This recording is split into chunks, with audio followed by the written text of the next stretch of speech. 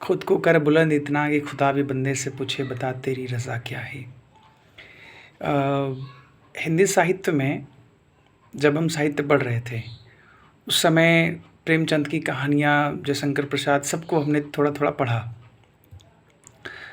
दरअसल साहित्य में समाज की पीड़ा कह लीजिए या समाज का दर्द झलकता है।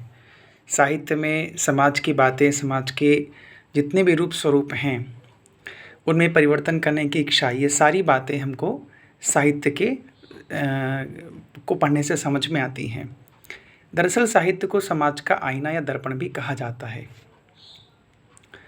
आज विशेष दिन है, विशेष दिन इसलिए भी क्योंकि आज गणेश चतुर्थी है। कहते हैं कि भगवान गणेश की पूजा करने से भाग्य में परिवर्तन आता है। हम तो कोशिश करेंगे और देखेंगे कि भाग्य कैसे बदले। उम्मीद है भगवान की कृपा हमको मिलेगी। और मैं यह वीडियो इसलिए भी बना रहा हूँ ताकि आप लोग भी अपने अपने घर में, अपने अपने पास पड़ोस में, अपने अपने मोहल्ले में भगवान की पूजा अर्चना करें और जितना आपसे संभव हो सके आप लोगों की सहायता भी करें। देखिए, भगवान गणेश को विद्या का देवता भी कहते हैं या बुद्धि का देवता कहते हैं। बल्कि विद्या की देवता तो सरस्वती माँ हैं, लेकिन प्रज्ञा जो है जिसे बुद्धि, इंटेलिजेंस कहते हैं। वैसे भी मेरे चैनल का नाम प्रवीण इंटेलिजेंस है। तो इंटेलिजेंस कैसे बढ़ेगा? जब हम ज्ञान के, विज्ञान की शरण में जाएंगे, जब हम पढ़ना सीखेंगे, जब हम पढ़ने की ओर आत्म प्रेरित होंगे, खुद को झोंक देंगे। झोंकने का मतलब खाना पीना छोड़ छाड़ के पढ़ाई नहीं होती है। भजन भोजन के साथ में हम अपने शिक्षा अध्ययन को कैसे आगे बढ़ाएं, इसकी चेष्टा, इसका प्रयास करना चाहिए। तो पुनः आप सभी को गणेश चतुर्थी की खूब सारी मंगलमय कामना। वक्रतुंड महाकाय सूर्यकोटि समप्रभ निर्विघ्नं कुरु मे देव सर्वकार्येषु सर्वदा। मतलब कि हे मंगलकर्ता, हे विघ्नहर्ता, हम आपको प्रणाम करते हैं। आप ऐसी कुछ कृपा करें हमारे ऊपर, परिवार के ऊपर, कि हम सबका भला हो, हम सब खूब खूब आगे बढ़ें। देखिए, कभी भी जब आपको प्रार्थना करनी चाहिए तो आपको स्वयं को केंद्रित करके प्रार्थना नहीं करनी चाहिए। क्यों? क्योंकि आप स्वयं उपस्थित हैं। जब आप उपस्थित हैं और जिस ईश्वर के सामने आप नतमस्तक होते हैं, जिस ईश्वर की पूजा पाठ करते हैं, वह सदा सर्वदा, मतलब वह त्रिकालदर्शी हैं, वह सर्वज्ञ हैं, वह समर्थ हैं। तो आपको अपने मन की पीड़ा कहने की कोई आवश्यकता नहीं है। कभी भी आप प्रार्थना करें तो आप अपने लोगों के लिए प्रार्थना करें, अपने समाज के लिए प्रार्थना करें, और ख़ास करके उन विद्यार्थी के लिए या उन बच्चों के लिए या उन ऐसे लोगों के लिए जिनके आपको जैसा लगता है कि उनके लिए आपके मन में थोड़ी सी नफ़रत है, तो आप उनके लिए भी प्रार्थना करें ताकि आपकी जो नफ़रत की भावना है वो कम हो। और यदि आपको लगता है कि वह व्यक्ति गलत है तो आप उसके लिए भी प्रार्थना करें कि वह भी ठीक हो, वह भी सीधा हो, क्योंकि प्रार्थना में बल होता है। Prayer is must. अभी आपसे 2-3 छोटी छोटी बातें करनी है। गणेश चतुर्थी का त्यौहार आ रहा है तो मुझे थोड़ा सा याद आता है कि जब आप इंडियन फ्रीडम स्ट्रगल को देखते हैं तो उसमें आपने पढ़ा होगा बाल गंगाधर तिलक को। दरअसल यह समय था फ्रीडम स्ट्रगल का, जब हम आज़ादी के समय, हम अपनी आज़ादी के लिए जब लड़ाई झगड़े कर रहे थे। ठीक है, लड़ाई झगड़ा शब्द अच्छा ठीक नहीं होता, लेकिन फिर भी हम मान लेते हैं कि जब हम कुछ ऐसी परिस्थितियाँ थी कि जब हम लड़ाई झगड़े कर रहे थे, उस समय हमने क्या देखा? उस समय हमने यह देखा कि पहली बात तो एकजुट होना अपने आप में मुश्किल का काम था। एकजुट समझ पा रहे हैं? एकजुट का मतलब होता है गेट टुगेदर, या फिर आप समझ लीजिए कि ग्रुपिज़म। क्योंकि यह लड़ाई सिर्फ एक व्यक्ति की तो है नहीं, यह लड़ाई समाज की है, और इसके लिए समाज को एकजुट होना बहुत आवश्यक है। बिना मतलब इतना आवश्यक है कि समझ लीजिए इसका कोई सब्स्टिट्यूट नहीं है। तो इतना बेहतरीन उपाय अगर समाज के वह वर्ग के लोग अगर करते हैं जिनको करने की बहुत आवश्यकता है, इसके लिए ज़रूरी था कि हमको एक जगह पे एकजुट होना पड़े। और उसके लिए सबसे बढ़िया तरीका क्या था? हमारी धार्मिक पृष्ठभूमि। इसीलिए बाल गंगाधर तिलक जैसे और भी जो महान नेता भारत में हुए, उन्होंने अंग्रेज़ों के आँखों के नीचे, मतलब अंग्रेज़ों के आँखों के सामने ही अपनी धार्मिक साहित्यिकता को, मतलब धार्मिक साहित्य को या संस्कृति को, पूजा पाठ, गणेश पंडाल में भजन भोजन कीर्तन, इससे क्या हुआ कि उनको थोड़ा थोड़ा मौका मिलता था और वो जो है रणनीति बनाते थे, स्ट्रैटेजीज़ बनाते थे, उस स्ट्रैटेजीज़ से आगे की कार्रवाइयाँ होती थी। तो एक तो ये बात थी। दूसरी एक खबर चल रही है ट्रंप और टैरिफ की। देखिए, हम तो पॉलिटिकल साइंस के विद्यार्थी हैं। ट्रंप और टैरिफ, डबल जो टी हैं, आज के ज़माने में बिल्कुल ठीक साबित नहीं होते। जब कभी आप इंटरनेशनल रिलेशंस को पढ़ेंगे तो आपको समझ में आएगा कि कोई भी देश यह बिल्कुल नहीं चाहेगा कि उस देश की को कोई कोई कमज़ोर फील करे। उदाहरण के लिए अगर मैं आपसे एक एग्ज़ाम्पल बताऊँ, आपको क्या लगता है कि यूक्रेन और रसिया के बीच में लड़ाई यूक्रेन और रसिया की है? नहीं, यह दरअसल लड़ाई है रसिया और यूएसए की। आप जब कभी वर्ल्ड वॉर सेकंड पढ़ें और वर्ल्ड वॉर सेकंड के ठीक बाद जब हम ये देखते हैं कि 1945 के आसपास में यूएन ऑर्गेनाइजेशन का जब अस्तित्व आता है, उस टाइम से या उस टाइम के आसपास से ही जब कोल्ड वार स्टार्ट होता है, तो कोल्ड वार कैसा कोल्ड वार था, आप आपको समझ में आएगा कि वार के नाम से, लेकिन ये ऐसा वार था जो कोल्ड था बस, ठीक है। कोल्ड वार के बाद में दरअसल यह हुआ कि दो देश, दो अलग अलग धुरी, धुरी मतलब पोल, उसको कहते हैं बाईपोलरिज्म। जिस स्कूल में मैं पढ़ाता हूँ उनमें 11th का एक टॉपिक है, मैं हालांकि मैं पॉल साइंस का टीचर हूँ, तो मैं उनको पढ़ाता हूँ कि पोलरिज्म का मतलब क्या होता है बेटा। मतलब पोलरिज्म क्या होता है कि जब कोई एक इंसान या कोई एक ऐसा देश या कोई ऐसी संस्था जब एक विचार पर अड़ी हो, अड़ी मतलब बैलेंस्ड हो या फिर स्टिकली बहुत स्टैंडिंग उसका पोजीशन हो, तो उसको कहते हैं पोलरिज्म। अब पोलरिज्म मतलब ये हो गया कि उसको अपनी थॉट प्रोसेस या अपने बिलीव्स को एक्सपांड करना है, बढ़ाना है, तो उसके लिए फॉलोअर्स चाहिए। अब फॉलोअर्स कौन होंगे? मान लीजिए कि मैं एक इंसान हूँ, मेरी अपनी एक विचारधारा है, तो अकेली विचारधारा से पर्याप्त ताकत तो इकट्ठा होगी नहीं, तो हम क्या करेंगे, अपने पास पड़ोस को इन्फ्लुएंस करेंगे। तो आप देखेंगे, अगर आप ज्योग्राफी पे इनका नक्शा देखें तो रसिया और यूएसए ये दोनों अपोजिट डायरेक्शन में हैं। मतलब एक तरफ अगर आप दुनिया के नक्शे को फ्लैटली देखें, मतलब फ्लैटली मतलब ऐसे सपाट जिससे देखें, आपको दिखेगा कि जो रसिया है वो आपके राइट साइड में, अगर आप सीधे मैप को देखें ना, तो आपके राइट साइड में रसिया दिखेगा और लेफ्ट साइड में यूएसए, और बीच में पूरा यूरोप है। इसका मतलब ये हुआ कि दरअसल जो लड़ाई थी वह यूक्रेन और रसिया की नहीं, वह रसिया और यूएसए की थी, और इन दोनों के बीच में जो यूरोप है वो दो हिस्सों में बढ़ता हुआ दिखाई देता है। एक हिस्सा जो पूर्वी यूरोप है जिसको कहते हैं ईस्टर्न यूरोप, और एक है वेस्टर्न यूरोप। तो जब ये कोल्ड वॉर हो रहा था, तो उस समय पे आपने सुना होगा नाटो। नाटो मतलब नॉर्थ अटलांटिक ट्रीटी ऑर्गेनाइजेशन। अगर आप अटलांटिक ओशियन देखें तो यूरोप के लेफ्ट साइड में और अमेरिका के राइट साइड में आपको एस टाइप का कोई शेप दिखाई देगा, उसी को अटलांटिक ओशियन कहते हैं। तो अटलांटिक ओशियन के नॉर्थ साइड में जितने भी देश हैं उनको कहा जाता है वेस्टर्न। बताइए वेस्टर्न क्या कहा जाएगा? Western Europe. उसके देश के लोग जो है वो यूएसए को सपोर्ट करते हैं। और यूएसए क्या है? तो यूएसए है कैपिटलिस्ट कंट्री। कैपिटलिस्ट मतलब पूंजीवादी, जो कैपिटलिज्म को सपोर्ट करते हो, वो समझते हो कि इंडिविजुअल हो चाहे सोसाइटी हो, हमको पूंजीपति बनना है, हमको ताकतवर बनना है, and power by the money, power by the dominance of factor of the money. ये बात हो गई यूएसए के केस में।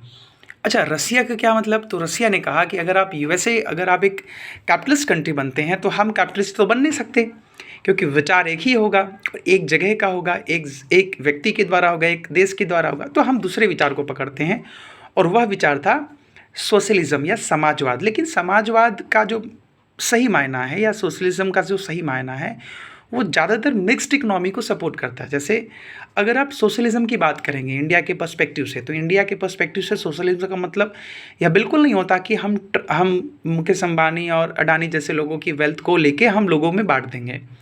लेकिन रसिया के केस में क्या है आपको बताएं?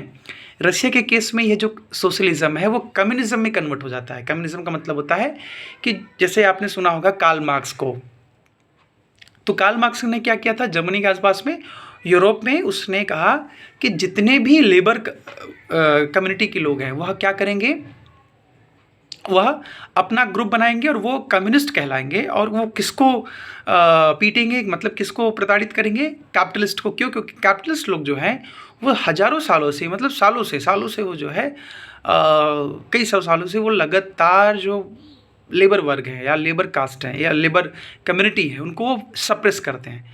तो रसिया ने क्या कहा कि हमको जो है वो आपकी क्या कहते हैं हम कम्युनिस्ट लोगों को सपोर्ट करेंगे या फिर हम ऐसे लोगों को सपोर्ट करेंगे जहाँ पे इंडिविजुअल कोई पावर एग्जिस्ट नहीं करती, वहाँ पर कॉमन पावर एग्जिस्ट करती है।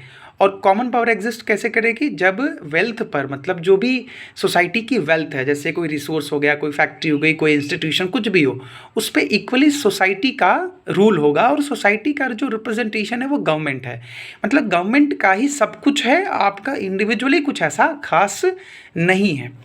तो रशिया ने क्या कहा कि भैया एक काम करो, जब तुम्हारा नाटो हो सकता है तो हम वार्सा पैक्ट लाएंगे। अच्छा, ये पूरी बात जो मैं बता रहा हूँ ये 1945 से लेकर 1991 तक होती है, जब तक यूएसएसआर का, मतलब उसको सोवियत यूनियन कहते हैं, जिसमें 13 से ज़्यादा देश के आसपास लोग थे। तो जब तक 1991 में यूएसएसआर का डिसइंटीग्रेशन नहीं होता, डिसइंटीग्रेशन का मतलब होता है विघटन। अब विघटन कैसे हुआ, इसकी भी अपनी कहानी है। देखिए, मैंने अभी थोड़ी देर पहले बताया कि रसिया जो है यूरोप को दो हिस्सों में बांट दिया गया था।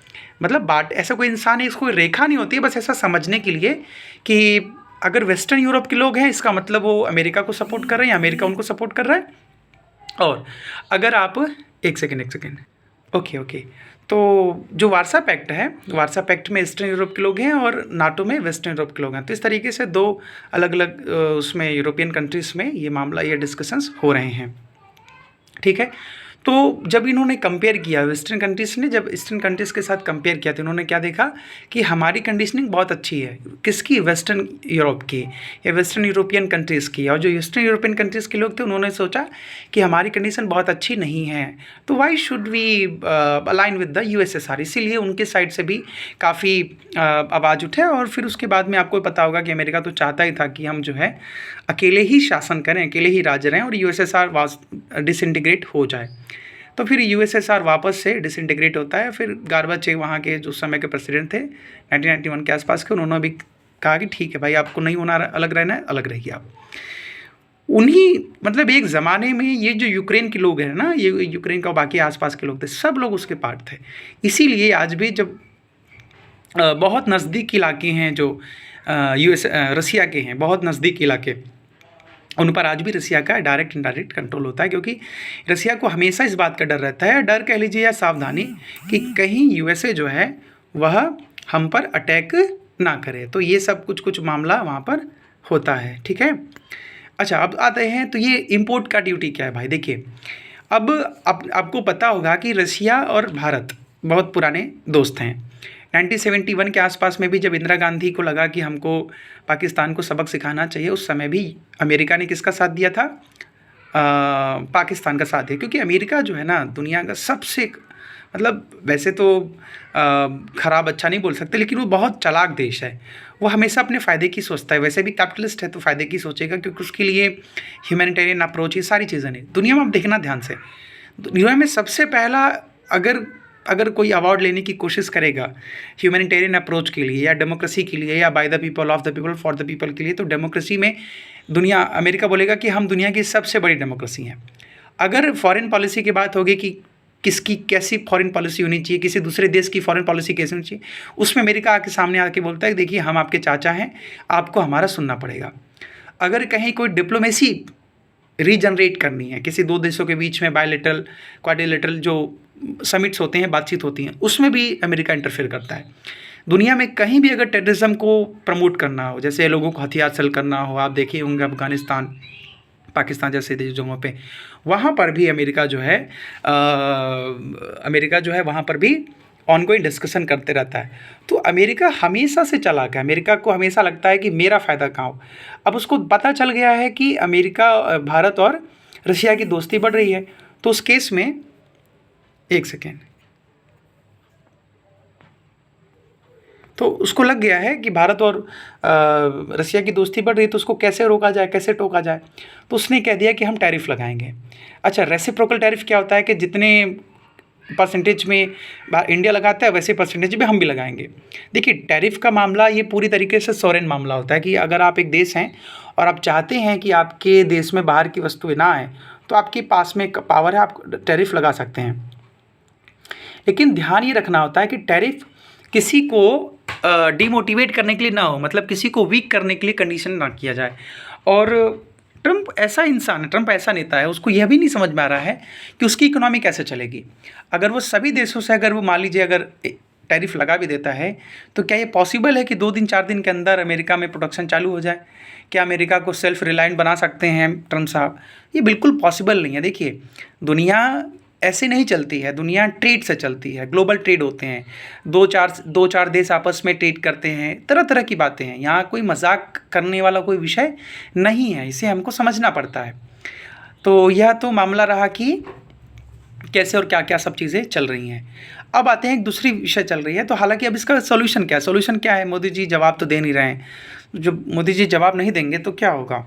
यही होगा कि वो कुछ अपने नए रास्ते देख रहे हैं, क्योंकि भारत अगर सामान नहीं बेचेगा तो पैसा कहाँ से आएगा? पैसा नहीं आएगा तो हम खर्च कैसे करेंगे? तो अंत में अगर हम एक्सपोर्टर हैं, पहली बात तो हम इम्पोर्टर ज़्यादा हैं, नेचुरल ऑयल बाकी चीज़ें, लेकिन अगर हमको एक्सपोर्टर बनना है, जैसे एग्रीकल्चर सेक्टर में, कॉटन में, बाकी छोटी मोटी कॉस्मेटिक्स और बाकी हर चीज़ों में, तो हमको एक मार्केट चाहिए। और मार्केट रसिया हो सकता है, चाइना हो सकता है, अमेरिका हो सकता है, यूरोप के देश हो सकते हैं, क्योंकि जहाँ इन सब चीज़ों की ज़रूरत है। अब आप किसी गरीब देश को कॉस्मेटिक प्रोडक्ट तो नहीं बेचेंगे ना, क्योंकि उसके लिए तो खाने की लालच पड़े हुए हैं। तो वैसे देश में अमेरिका वाले एक बेहतर बाज़ार था हमारा, और उसका डेफिसिट भी ज़्यादा था। मतलब ऐसा समझ लीजिए कि हम ज़्यादा बेचते थे, कम खरीदते थे। इसमें हमारा फ़ायदा हो रहा था, तो उसको अच्छा नहीं लगेगा ना, बिल्कुल किसी को क्यों अच्छा लगेगा? तो ये सब मामला आप देखते हैं। उम्मीद है कि ये जो टैरिफ का टेंशन है ये ख़त्म होगा, और टी से ट्रंप और टी से टैरिफ, जब तक टैरिफ ट्रंप रहेंगे तब तक टैरिफ का खतरा रहेगा। खैर, अब आते हैं एक और दूसरी खबर पे जो बहुत ज़रूरी है डिस्कस करना। हाल ही में हमने एक वीडियो देखा जिसमें रामभद्राचार्य जी महाराज जो है, श्री जगत गुरु रामभद्राचार्य जी महाराज और प्रेमानंद जी महाराज और बाकी और भी संतों को उन्होंने कुछ कुछ कहा, कुछ कुछ बोला। देखिए, हम सभी संतों का सम्मान करते हैं और ये मेरा व्यक्तिगत विचार है, मैं किसी का अपमान नहीं कर सकता, क्योंकि मेरी तो वैसे भी तुच्छ बुद्धि है, ना हमें ठीक से संस्कृत आती है, नहीं लिखती। लेकिन ब्राह्मण होने के नाते, भगवत भजन होने के नाते, हम भगवत भजन करते हैं, भक्त होने के नाते हम ये कहना चाहते हैं कि वैसे हम ऐसा नहीं कह रहे हैं कि प्रेमानंद जी महाराज हमारे लिए भगवान स्वरूप हैं या जगत गुरु रामभद्राचार्य जी महाराज भगवान स्वरूप है, लेकिन ये दोनों संत तो हैं।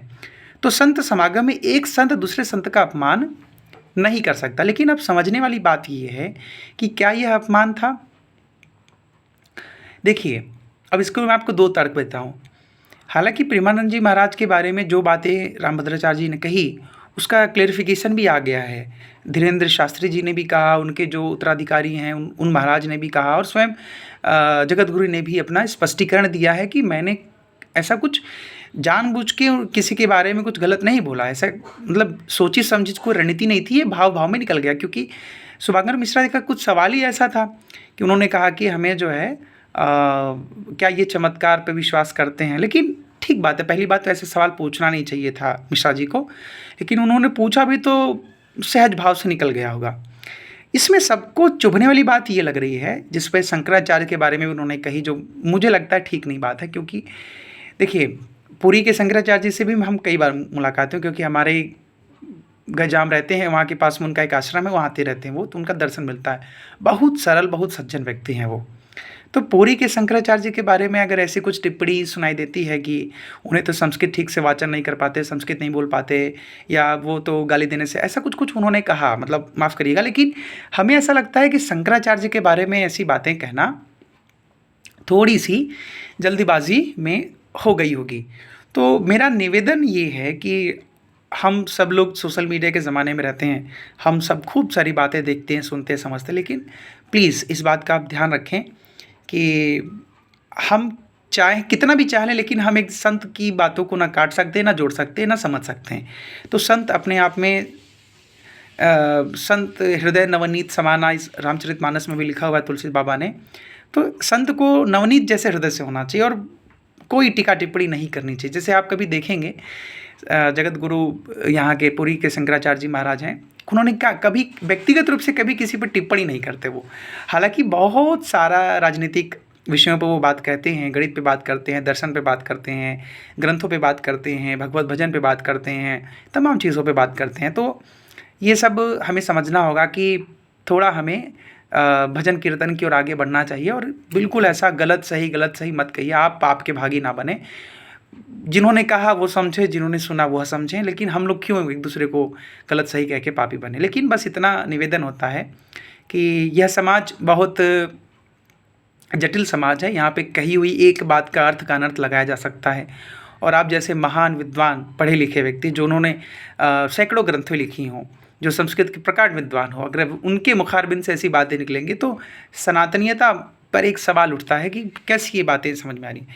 तो हम सबको एकजुट रहने की आवश्यकता है और संत समागम को भी रहने की आवश्यकता है। जितने भक्त भजन हैं, जो भक्तगण हैं, उनको भी एकजुट रहने की आवश्यकता है। और कम से कम जो शंकराचार्य के पद प्रतिष्ठा पर लोग बैठे हुए व्यक्ति हैं, उनके बारे में कोई टीका टिप्पणी या अगर कुछ होती भी है तो बहुत स्पष्टीकरण हो। मतलब सिर्फ अपने व्यक्तिगत विचार पेश करने से कोई कुछ बात की सिद्धि नहीं होगी, लेकिन कुछ भी कहने के पहले एक बार सोचा जाए, ताकि क्योंकि यह बात मैं आपने गलत कहा सही कहा इस बारे में मैं बिल्कुल नहीं कह रहा हूँ।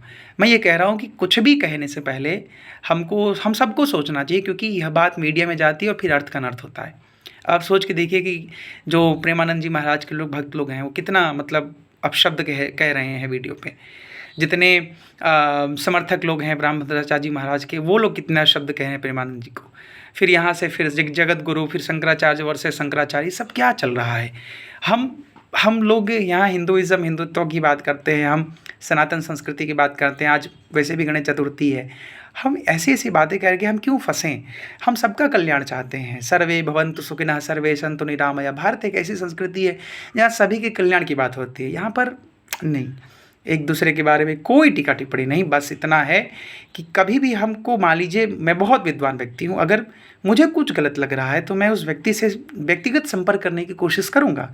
जैसे मान लीजिए अभी बीच में अनिरुद्धाचार्य जी को लेकर तमाम टीका टिप्पणी हुई है। ऐसी कथावाचकों को भी बहुत सावधान रहने की आवश्यकता है, बहुत ज़्यादा।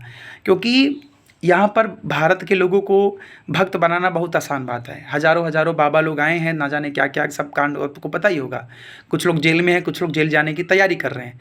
इतने भारत के लोगों को, क्योंकि मैंने कहा ना, भारत के लोगों का जो हृदय है वो संत स्वरूप है, वो बिल्कुल कोमल है। वहाँ पे मूर्ख बनाना बहुत आसान है, लेकिन क्यों बनाए हैं हम मूर्ख। हम थोड़ा पढ़ लिख लेते तो ज़्यादा अच्छा रहता। तो यह सब बातें आपको समझनी होगी। तो अगर आप एक विद्यार्थी हैं, ज़्यादा मोबाइल मत चलाइए, यूट्यूब मत देखिए, मन बिगड़ेगा। आप भगवत भजन करें, सीताराम सीताराम कहें। आप संस्कृत पढ़ें जगत गुरु के हिसाब से, बिल्कुल ठीक बात है। श्लोकों का रचना करें, आप उनकी किताबों को पढ़ें, पुस्तकों को पढ़ें, ग्रंथों को पढ़ें। आप प्रेमानंद जी के महाराज के हिसाब से आप राधा संकीर्तन का नाम लें, कृष्ण कृष्ण राधा राधा श्याम श्याम सीताराम, जो कहने का मन हो आप भजन करें। आप पुरी के शंकराचार्य के अनुरूप जो वैदिक गणित पर उन्होंने न जाने कितनी ग्रंथों को लिखा है, मैं ऐसा व्यक्तिगत समझता हूँ कि पुरी के शंकराचार्य जी महाराज वास्तव में भगवत स्वरूप हैं। इसलिए नहीं कह रहा हूँ कि मैं उनको हृदय से अपना गुरु समझता हूँ, हालांकि मैंने अभी तक कोई गुरु दीक्षा नहीं ली है, लेकिन फिर भी मैं कहता हूँ कि उन्हें गुरु बनाना एक परम सौभाग्य का उदय की बात होगी। जब सौभाग्य का उदय होता है तो ऐसे संत समागम का, ऐसे संतों का दर्शन होता है। तो जो संत हैं, जो संत हृदय नवनीत समाना, पुरी के शंकराचार्य जी महाराज को मैं सुनता हूँ, बहुत अच्छा वक्ता हैं, बहुत अच्छा बात कहते हैं और हमेशा जो है संस्कृति और सनातन और साहित्य को लेकर वो एकजुटता की बात करते हैं, गौरक्षा की बात करते हैं। आप एक शंकराचार्य को सुन लीजिए, जो कहते हैं लोग कि विवादास्पद बात कहते हैं, लेकिन ठीक बात है। वहाँ पर ऐसा नहीं सोचना समझना चाहिए, लेकिन उन्होंने भी तो गौरक्षा के बारे में बहुत अच्छी बातें कही है। फिर जब वो कुंभ में गए थे तो कुंभ की व्यवस्था को लेकर उन्होंने खूब अच्छी टीका टिप्पणी की थी। ऐसी क्यों बातें हैं। आप कुछ लोग बोल रहे थे कि उन्हें ठाकरे बंधु का मित्र समझते थे लोग एक ज़माने में। कुछ लोग कहते हैं कि कांग्रेस के सपोर्टर है। कांग्रेस हो बीजेपी, उससे क्या फ़र्क पड़ता है। जिस मुद्दे पे वो बात कर रहे हैं, जिस मूल विषय पे वो बात कर रहे हैं, ये तो सत्य बात है। ये सत्य बात है कि बीजेपी की सरकार को गौ रक्षा के बारे में बिल लाना चाहिए, नहीं ला रही हैं। तो इसका मतलब तो यही हुआ कि जो यह साम्राज्य बना है इनका, यह गौ हत्या के बल पे ही तो बना है ना। गौ हत्या करके ही तो आप अपनी राजनीति चमका रहे हैं।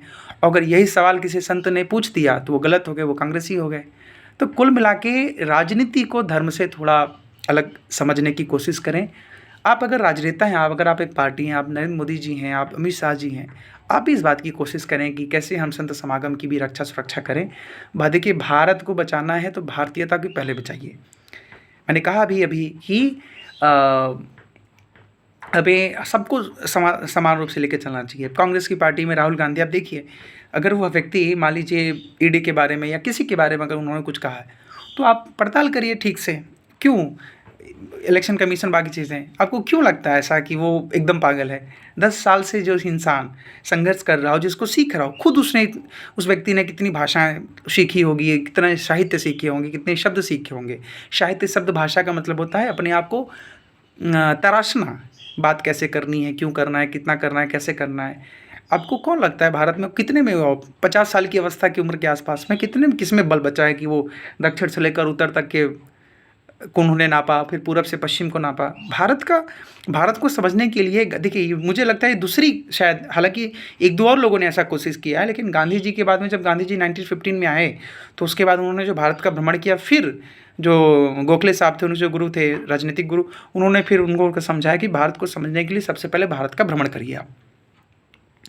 उस प्रकार से गांधी जी ने भी, मतलब राहुल गांधी ने भी भारत का भ्रमण किया और उसके बाद में भारत जोड़ो यात्रा उन्होंने की। तो भारत को जोड़ना मतलब क्या? हमें समझना होगा कि भारत को जोड़ने के लिए भारतीयता को समझना होगा, नेशनैलिटी को समझनी होगी, इंडियन नेशनैलिटी को समझनी होगी, भारत की संस्कृति को समझना होगा। और भारत की संस्कृति क्या कहती है?